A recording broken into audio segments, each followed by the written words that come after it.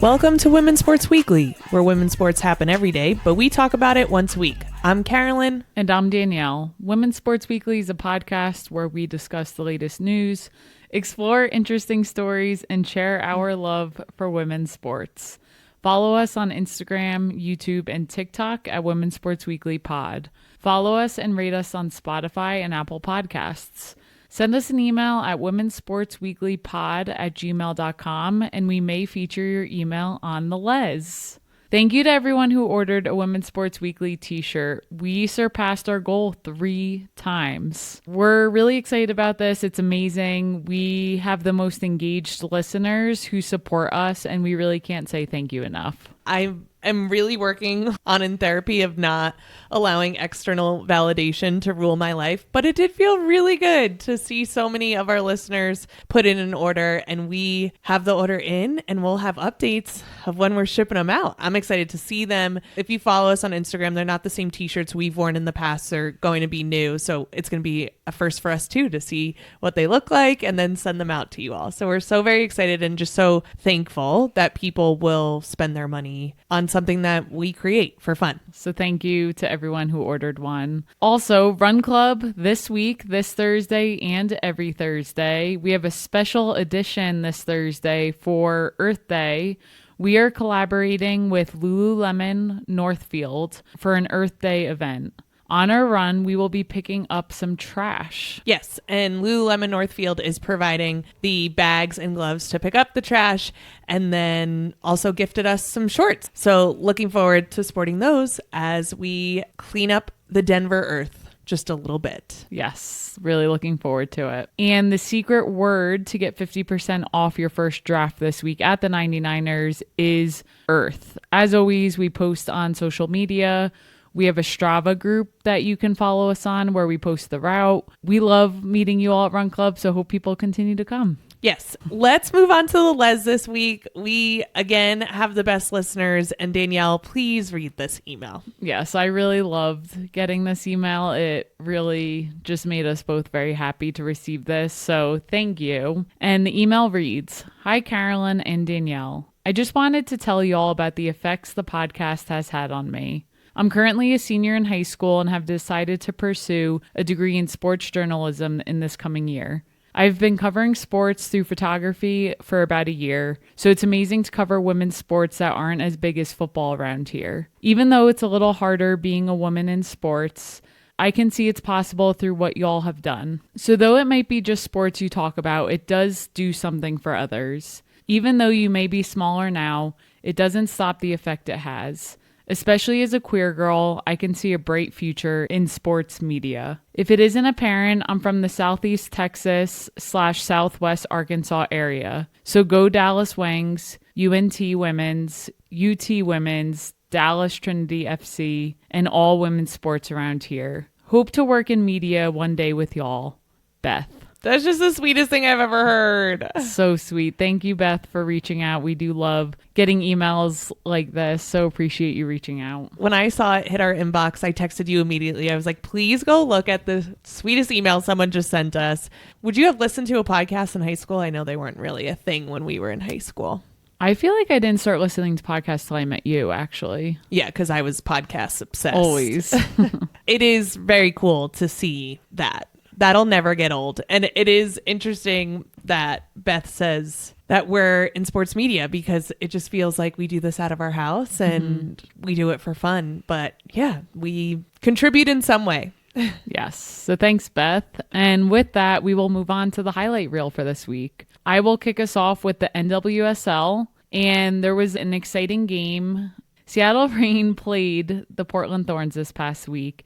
And Seattle won on their home turf 1-0. And they were calling this a Cascadia Rivalry showdown. Can you explain that a little more? It's one of the, if not the best rivalry within the NWSL, and it's always between the Seattle Reign and the Portland Thorns. It's because they're only, I believe, 174 miles apart, and I need to fact check this, but I think Cascadia refers to the mountains. Yes, named after the Cascade Range, which is a mountain range in the area. This rivalry goes way back. So if you think about the Seattle Reign, the Megan Rapinoe days, Jess Fishlock, who's still on the team but didn't play in this game, versus Christine Sinclair on the Portland Thorns and Becky Sauerbrunn, it was a really intense matchup, and that's why it's called the Cascadia Rivalry. Thanks for providing that background. And definitely did feel like there was a lot on the line for this game, just how competitive both teams were playing, and was a fun game to watch. So rookie Maddie Dahlin scored in the 4th minute for the Seattle Reign. So this was a very quick goal to start off. She received a pass from Lynn Viandolo and then was able to cut inside and scored in the low far right post. This was her first pro goal, so very exciting for the rookie. This was also Lynn Biandolo's first start with the Reign. She has been with the Gotham prior to the Reign, so new to this team. Was her first assist ever for the Reign as well, but with this assist, she is now tied for the all-time NWSL assist record at 31 assists. She just stays on top of all of the record books in the NWSL. It's really amazing to me, her longevity. She's just always been a fun player for me to watch out on the field, whether it's through U.S. Women's National Team or NWSL. So really cool to see her get that record. If you're in a foot race with her, good luck, because she is getting to that ball first. For sure. So Maddie Dahlin also continued to bring nonstop energy all game, and she really made life tough for Portland's back line. As you know, the game ended 1-0, so there were no other goals scored throughout, but she just put a lot of pressure on the back line throughout the game. Seattle's goalie, Claudia Dickey, had a standout night in goal. Going into halftime, Lynn Biandolo also had 2 solid chances to score. One shot, we screamed when this happened. It literally looked like it was about to hit the side post, but it scraped the side net. You even said, did that not go in? I thought it went in. It was so close. So definitely put on a lot of pressure in the first half. But I have to say, Portland Thorns came out really strong in the second half, and they dominated with 72% possessions. Yeah, which I feel like happens sometimes when a team goes up, especially when they're just trying to hold on to it, that they're just like, okay, we're going to sink back and we're going to play defense. It's not my favorite strategy, but it worked here. Yeah, I mean, they also had 5 shots on goal, but as I said earlier, Claudia Dickey had a great game. She finished with a shutout. Seattle Reign also continued to push late in the game. They had subs come in, Emery Adams and Ana-Maria Crnogorcevic. First of all, her name is Ana-Maria. What did I say? Anne-Marie. I got so scared. I tried so hard with this name. Crnogorcevic. Okay, should I try that again? Seattle Reign continued to push back late. They had subs Emery Adams and Ana-Maria Crnogorcevic. Ana-Maria. Just take it slow. And Ana-Maria Crnogorcevic. Just take this part out. Just finish the sentence. Okay, let me try one more time. Okay, Seattle Reign pushed back. Carolyn, please, I'm sweating now because the heat is on. I know. Why is it on? Oh my God, I don't know. Okay. Seattle Reign pushed back late with subs Emery Adams and Ana-Maria Crnogorcevic in the 86th minute. It only took us 15 tries to get here. Here we are. Okay, you know I'm bad with names, and I might be undiagnosed dyslexic, and I'm not making fun of dyslexic people. I really do think I am. So I say it all the time. We need a please test don't for be you. rude to me. I'm sweating. Crnogorcevic also took a shot that hit the post, and her and Adams just put on late pressure at the end of the game, but again, stayed 1-0. So overall, very high energy rivalry match. A few things to note is the Portland Thorns welcome their goalie, Bella Bigsby, back after missing the 2024 season while she was out on maternity leave. They were showing pictures of her and her cute little baby on the screen. And she had like an axe in her hand and a baby in another. It was the most Portland thing I've ever seen in my life. And the baby just had a little Everyone Watches Women's Sports t-shirt on. It was very cute. So cute. Another cool story, which I know you wanted to talk about, so I'll let you talk about this one, is with Olivia Moultrie, who is the youngest player, still the youngest player on the Portland Thorns roster. And this is her 5th season on the squad. And her journey really is unlike any other. So I've seen Olivia Moultrie on the U.S. Women's National Team. She's gotten some time there. I cannot believe how she's still the youngest person on the roster, and this is her 5th season in the league. She turned pro at 13 in 2019 when she signed with the Wasserman Media Group and Nike, which gave up her college eligibility to turn pro at that time. And then that year in 2019 at just 13, she joined the Portland Thorns Academy and made her unofficial debut in a 2019 friendly against the US U23s. But NWSL league rules at the time blocked anyone under 18 from going pro and playing in actual games. So although she was in the academy and playing friendlies, it wasn't real games that counted towards the Portland Thorns record. Yeah, and I read that she played exhibition games and also practiced with the Thorns, but to your point, could not play in the games. So she ended up filing a lawsuit that she won, and that helped pave the way for the NWSL's under 18 entry mechanism.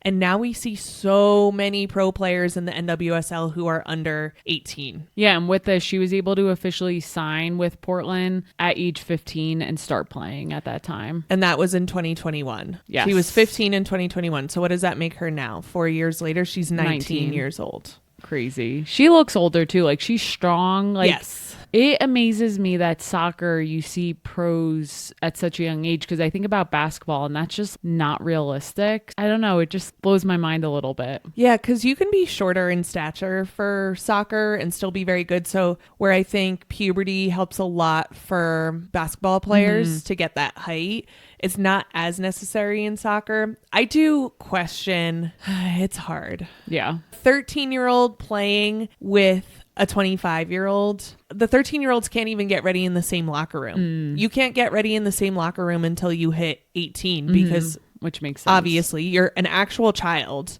And I just am like, if you have the talent, yes, I want you to make the money and do that. And also I'm like, I feel like kids should be kids just a bit. But I don't know if kids who are on the pro soccer track are ever really kids. Yeah. Like, there are pieces where they're just super regimented and that's what they do. I don't know. I struggle with it. I think people should be able to choose. I wonder how much choosing you can do at 13 years old when your brain is still really developing. It is interesting. She's made an impact, though, for the Thorns from a young age. She helped them win the 2021 NWSL Shield, Challenge Cup, and International Champions Cup. And then in 2022, the NWSL Championship. So that's pretty amazing at age 15 to be able to do all of that. She also earned back-to-back nominations for U.S. Soccer Young Female Player of the Year and won the award in 2023. She already has 2 goals and 5 appearances with the U.S. Women's National Team, although we haven't seen her much on the roster lately, and helped the squad lift both the 2024 W Gold Cup and She Believes Cup.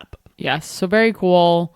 Looking forward to see what she continues to do throughout her career. Clearly, she still has quite a career ahead of her. It's so interesting that she's a veteran compared to Maddie Darlene, who is a rookie this year just out of college. It's just crazy to me. Yeah. All right, let's get into another highlight. So NCAA Gymnastics finals occurred this past Saturday. It featured 4 teams: Oklahoma, Utah, UCLA, and Missouri. One thing I have to say about this is when we were watching, I was like, this is so chaotic. It is. To paint a picture of what you're seeing on the television, and I can't even imagine being in the arena and trying to follow all this. There's 4 different events, and each team is doing one of the events, all different events, at the same exact time. Yes. And on the screen, they're pulling in and out of different events. They have 2 events side by side, 2 different teams. The announcers are somehow managing all of this. I have no idea how they're doing and that. I said to you, like, this is chaos.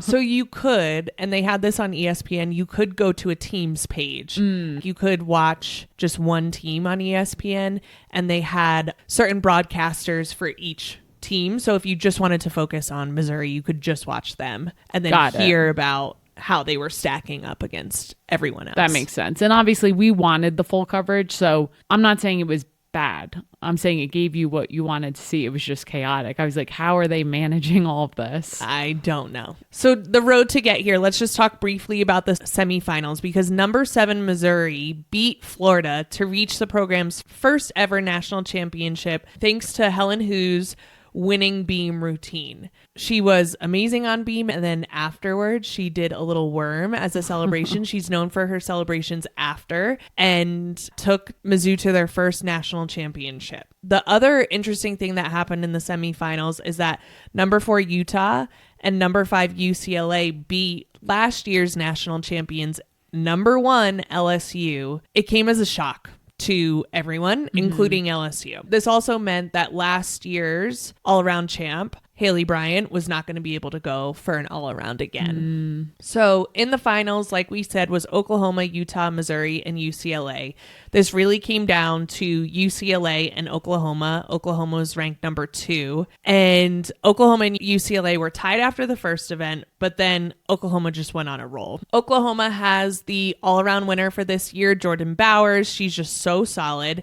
And UCLA has Olympian Jordan Childs, who won the uneven bar event for individual awards. It did come down to the last event, but there were a couple of missteps by UCLA on the beam, and that was UCLA's last event. And the beam is just notoriously so difficult. Like I mentioned, Oklahoma was solid. They were able to just be very consistent, and they took home the national championship. UCLA came in second, Mizzou came in third, and Utah came in fourth. Oklahoma has won the last 3 out of 4 years, and actually the last 4 out of 5, but they didn't play during COVID, so this is spanning back to 2019. So they're just dominant. Congratulations, Oklahoma. You're NCAA national champions in 2025. So Danielle, you mentioned that it's a little bit confusing to watch gymnastics, but you also seem to have a relationship with gymnastics that I have with lacrosse. And I want to know, what's your beef? I don't necessarily have beef. I would just say it's hard for me to watch. I think the floor routine particularly is not my favorite. I'm amazed by all the gymnasts. I just want to say that right now. I cannot do a single thing any of them do. It's incredible what they do with their bodies, how they throw their bodies in the air. The judging gets to me a little bit because the points, it's not like scoring a goal or scoring a basket where the points are what they are. I feel like the judging is very subjective, and it takes so long for the score to go on the board, and there's so much going on that I just feel like it's just hard for me to pay attention to. The scoring is difficult because 4 people are going at once at 4 different events. And if one person finishes first and gets their score, they then, it looks like, hop into the top spot and that they're winning. But it's only because they have more people who went in that event. And so I wish they did make it a little bit more clear about where they are in the score, what the scoring means, and what it truly means. Like if someone is 10 points ahead, it's not because they're 10 points ahead. It's because one more person went in their rotation. Yeah. And then you have the commenter saying, oh, well, that misstep could have a negative connotation to the score, and it could be 0.75 off. It could be this. But nothing is set in stone because at the end of the day, it's up to the judges. I think it's good that there's 5 judges because it's not just one person making these decisions. But like, these are 5 judges at this one event. But if someone does the same routine at a different event, there's 5 different judges who have different opinions. So the scoring, it drives me a little insane how that could be so subjective. What was that movie? Stick It. Did you watch Stick It? Yeah. Do you remember it? I don't. I don't really remember it either, but it was something with the judges being subjective. People are going to be so mad at us because Stick It has a lot of queer undertones in it. Like queer people love Stick It. We'll have to go back and watch. Yeah. But anyway, I do understand that. I just love to watch gymnastics for the very reason that I cannot do one single thing. The fact that they can jump on a beam that is so narrow, I would not even be able to do that. The fact that they can go around in a circle on an uneven bar, would not even be able to do that once. Probably wouldn't even be able to hold on for very long. I just think it's really amazing. Yes, we did see one of the competitors go off the, what's that called? The vault. The vault. And her hand slipped from underneath of her and she landed straight on her back. And that Let's be real. I wouldn't even get to the point where I can flip around the vault. Could so you that imagine? wouldn't be me. But I would definitely break my face on something trying to do that. Could you imagine running full speed at an object that then you were supposed to jump onto some kind of thing that springs you into the air and place your hands on it and then flip in the air and land anywhere? There's no universe I'm doing any of that. None. And it just will never happen. I don't know how they get the courage to do it either. When they're young, I guess it just helps to have a low center of gravity and to be naive, because I don't know how any adult would get into gymnastics and head towards the vault. It is incredible what these athletes can do. I don't even want to say dislike, but my opinions about gymnastics has nothing to do with how incredible I think the athletes are. It's just not my favorite thing to watch at the end of the day. Although I would love to see you in a leotard. No, that won't happen either. Thank you. I think for Halloween, you should be Jordan Bowers. All right. That's probably not going to happen. We'll make Scout Jordan Bowers. Scout's little butt in a leotard. Her hairy little butt. Anyways, moving on. Congrats to Oklahoma. Fantastic season. You sound so excited. Let's move on to an ad. Please rate and subscribe to our podcast. Like we say all the time, we do this for fun. We are trying to grow and we want to keep doing this. So if you like this podcast, we don't ask you to pay. We just ask you to rate and subscribe and share. The best way for our podcast to grow is actually by word of mouth. So if you can share this podcast with someone who you think would be interested, that would mean so much to us. We create, edit, and produce the podcast ourselves, and we love to do it. If you want to support us and you're looking for a way and you weren't able to get a t-shirt, rate, subscribe, and give us a positive review and share with the people you love. Thank you to everyone who has rated the podcast. If you send us a screenshot of your 5-star rating, we will send you a Women's Sports Weekly sticker. Yay. All right, let's get into our deep dive this week, which is the WNBA draft. I really enjoyed watching the draft this year, last year as well, but I was just loving the outfits.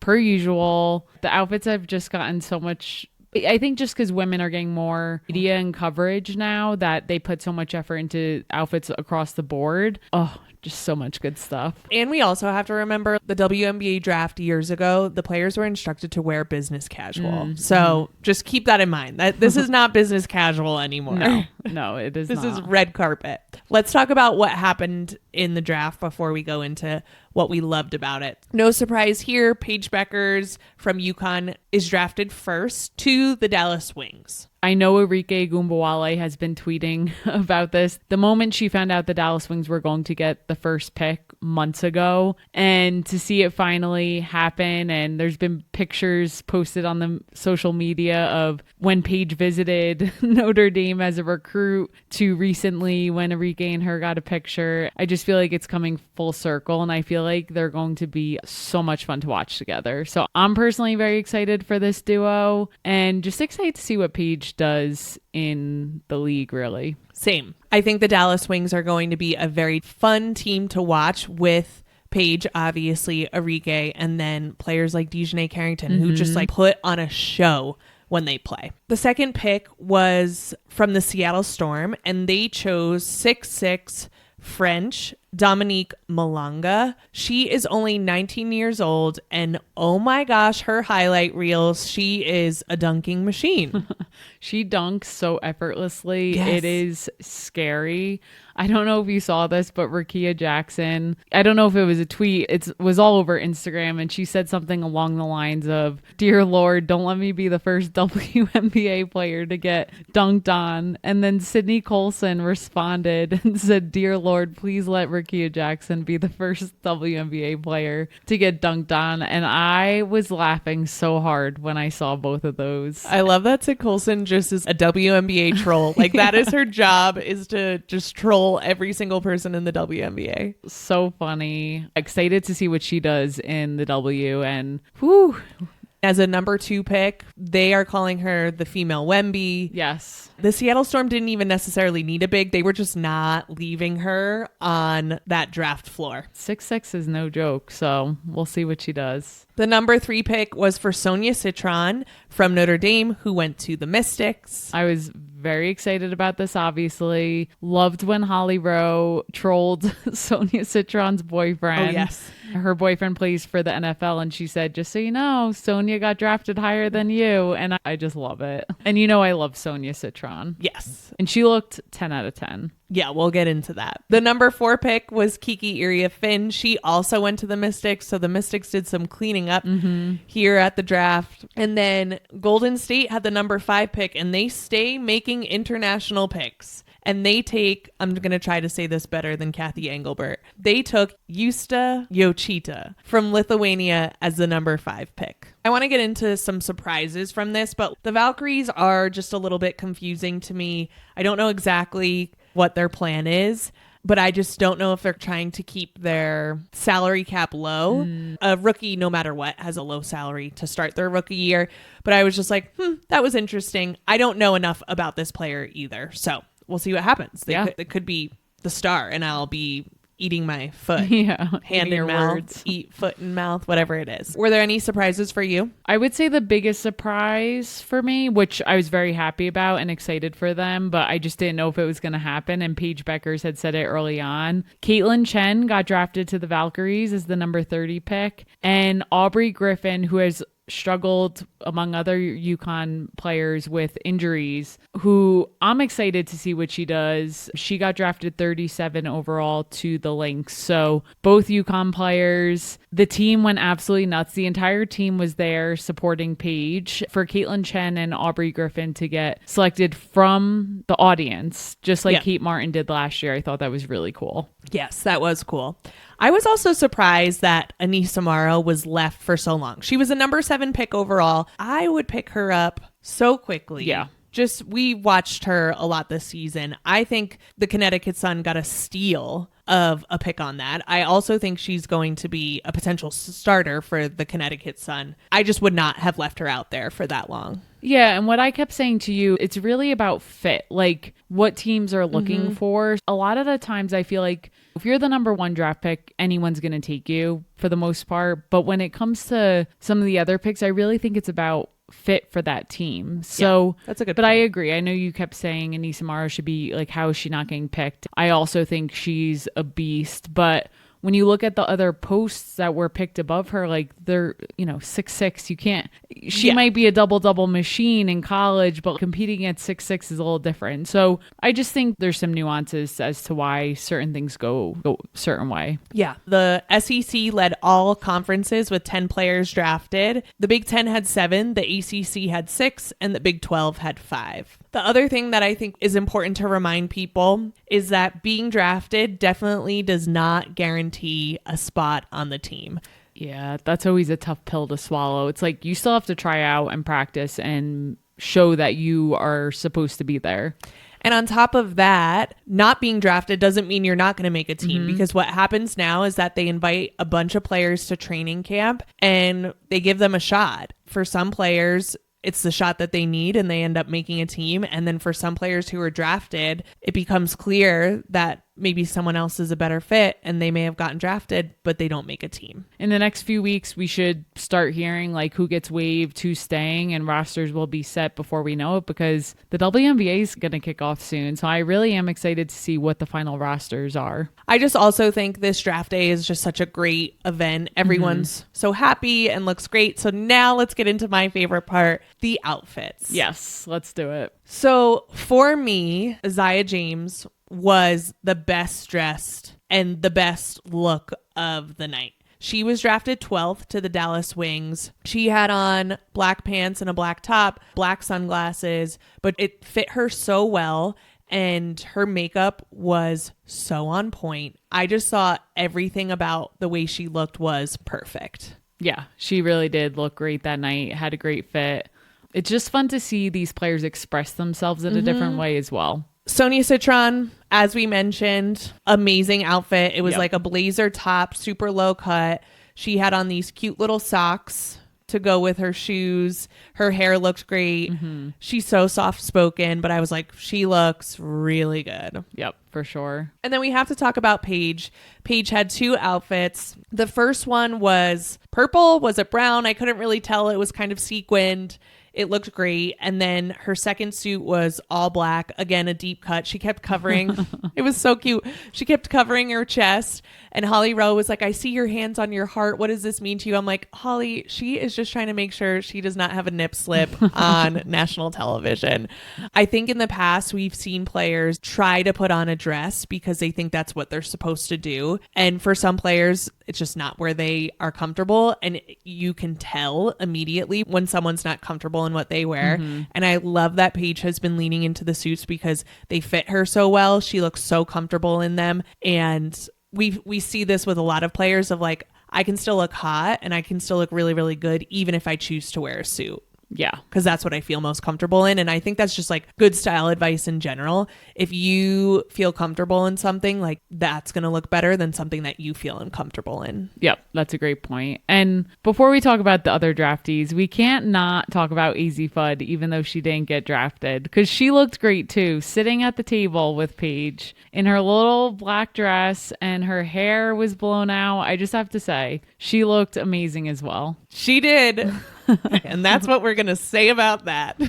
And with that, let's talk about Kiki Iriafen. She was giving me Blake Lively vibes at the Met Gala. Just there was something about it, but she was designed by Nigerian designer Nneka Alexander. I love that her entire family was in like Nigerian cultural dress, and she paid so much homage to that. And on top of that, her hair looked great, her makeup looked great, and the dress was like perfectly fitted. I just was amazed. Yeah. Georgia Amore, who was picked number 6 overall, her outfit was designed by NBA player Russell Westbrook, and his fashion brand Honor the Gift. And then I do think we need to talk about Cheyenne Sellers. Yeah, from Maryland. Yes, she was drafted 17th to the Valkyries, which was very fitting because she was in this like purple blue suit that I, again, just thought fit her so well. She had a crazy week. She also got engaged to her girlfriend, Faith Masonis. Faith was showing off her ring to the camera. The reason why I think I love the WNBA draft so much is there's something just very inherently gay and queer about it that you don't always get to see when people are in uniforms, when people can't show their style as much. And where I do still feel like on national television, there is this apprehension to share about people's sexuality if it's not heterosexual. There's just something so inherently gay about, like, you can't take away from it. You're just like, yep, there's gayness here. There's queerness here. And I love that so much. There were TikToks from Sanaya Rivers and Isaiah James and Georgia Amore. And it was like all the queer people in one room. And it was just like, this is what it's about. It was really cool to see. I don't know, as now that I'm getting older, to look and see that wouldn't have been possible. How long have I been graduated from college now? Over 10 years ago. It wasn't what was happening. It's so cool to see now. I always say the moment someone comes out is the moment they get hotter because they start to dress the way that feels comfortable to them and feels more aligned with them. And I just think we saw a lot of that at the WNBA draft. For sure.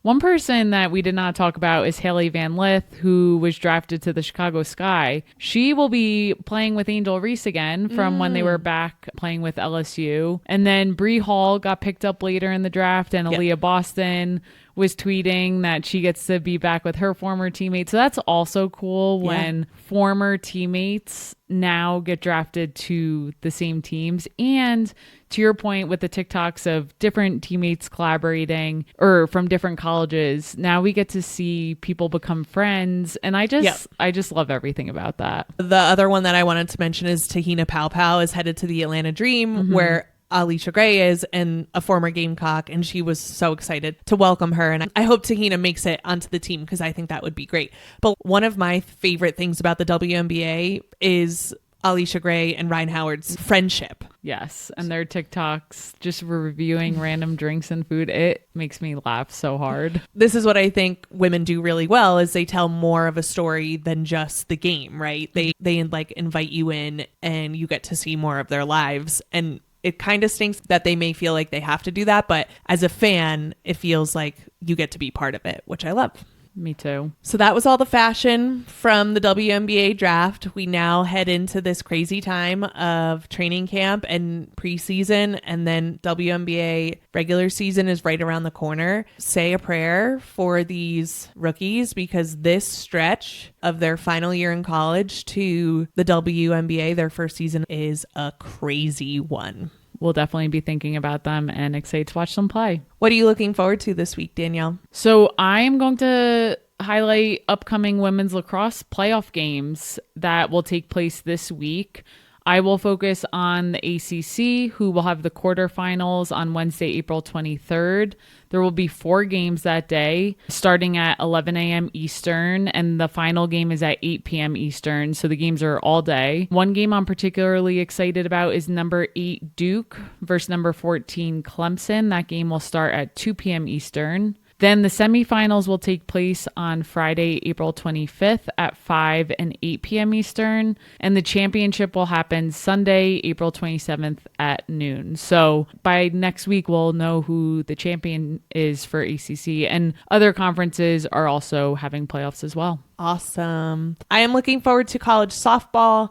Texas A&M, who was ranked number 1 last week, takes on number 10 Arkansas this upcoming weekend in an SEC matchup beginning Friday at 8 p.m. Eastern Time on SEC Network. The SEC tournament is around the corner in May. I was looking this past week at the top 10, and 8 out of the top 10 are SEC teams. Wow. This SEC tournament is going to be wild. And then we go into the Women's College World Series, and I'm just like, it is a toss-up of who may take it, because Oklahoma and Texas are getting beat, and we'll see what happens. That's going to be exciting to watch. That's it for this week. We will see you next week on Women's Sports Weekly. In the meantime, watch women's sports and share the podcast with your friends. Rate and subscribe to the pod on Spotify, Apple, and YouTube. Thanks for joining us. Bye-bye.